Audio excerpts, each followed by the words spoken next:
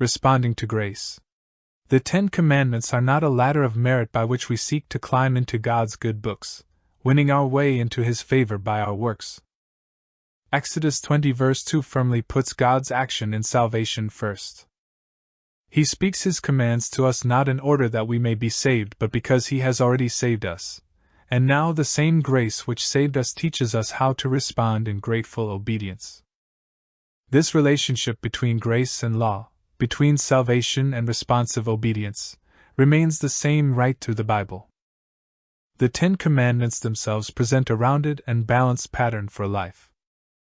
It is mistaken to think that the Decalogue deals only with externalities, awaiting Jesus to make them apply also to the heart.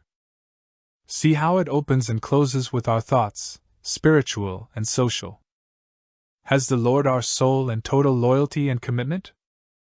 The above outline takes note of the different way the 5th commandment is expressed compared to the first 4 commands with a positive instruction rather than a prohibition, and that it is emphasized by having a promise of long life attached to it.